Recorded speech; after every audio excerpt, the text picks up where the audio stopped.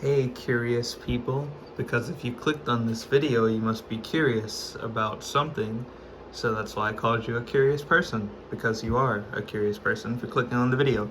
Anyways, I'm today going to be talking about the substructure of an atom, and by the end of this very short video you will be able to understand most of this, because it's really not hard. I'm stupid and I understand it. This is a very basic level recap of the substructure of an atom, and for all those really smart people out there, I won't be getting into quarks. I'm sorry, but yeah, I'm sorry. Anyways, let's let's start. So you have this little plus guy. That's a proton. I probably should have wrote that right there. Whatever, it's a little late for that. Too little, too late. This little white guy, not like in a racist way, that's a neutron. It does nothing. It has no charge. And this minus little guy, he's an electron. He has a negative charge. Now, before I get into anything else, let's talk about these guys' relationships that they're in. They can get into one, but I can't. Kidding, I can if I want to. I choose not to though. Anyways, you have protons, they love electrons, and vice versa because of electromagnetic force. But protons and protons, oh, they hate each other, just like I hate something. And electrons also hate each other because they have the same charge. Now, if we're gonna get into specifics, I don't know why. I'm learning with you guys, kinda. But that's all we're gonna talk about right now. Let's move on to the nucleus. Whoa, look at this thing. So, in the nucleus there are protons, and neutrons. Now, you might be wondering, how are all these protons together? You just said they hate each other, right? Right. They do. I wasn't lying, guys. They're bound by something called nuclear force. What is that? I don't know. My textbook didn't really expand on it, so we're gonna leave it there. Okay, so there's this nucleus. Now, what about the electrons? Oh, I have that right there. What about the electrons? Where did they go? Don't worry, I'm finna get there. Okay. So remember this guy, the nucleus? Yeah, he's in the middle right here. This is what is known as the Bohr model. Who's Bohr? Don't worry about Bohr. Bohr doesn't exist right now. Okay, we're keeping it simple. You want to understand this or no? Bohr is irrelevant. Forget Bohr. Forget I said his name. Forget him. Just forget Bohr. Just look at this. It looks like a planetary system, right? The sun in the middle and the planets orbiting the sun. That's what we call orbitals, and they're orbiting. The electrons are quote unquote orbiting. They're not really.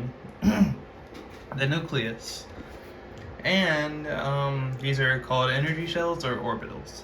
In the first one, it holds 2, and I might be wrong here, but in every other one, it holds like 8, I think. It gets complicated when you start getting into the 1s2, 2s2 stuff, but I gotta like really try to learn that before I talk about it. So I don't want to sound stupid. Anyways, there's this thing called the octet rule. So, the octet rule is basically whenever the electrons fully fill the orbital.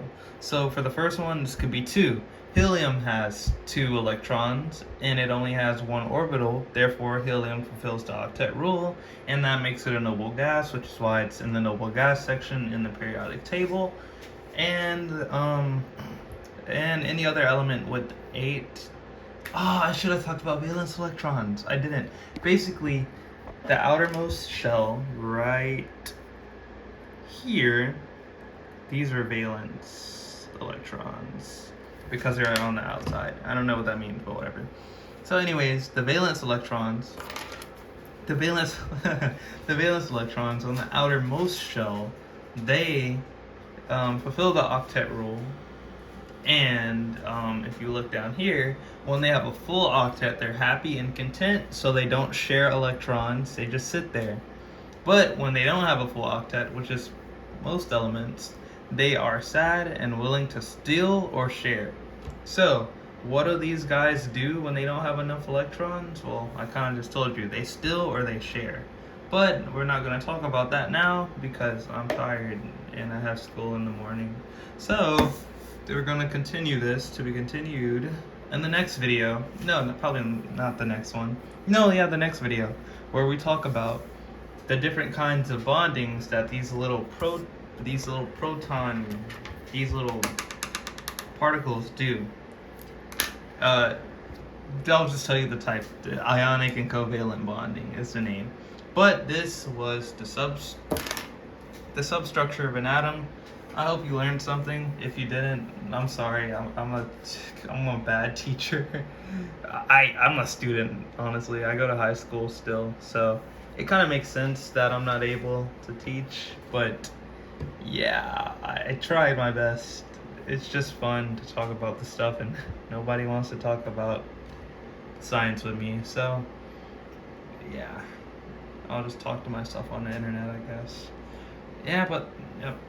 Alright, I should get to bed now. Peace out, curious people.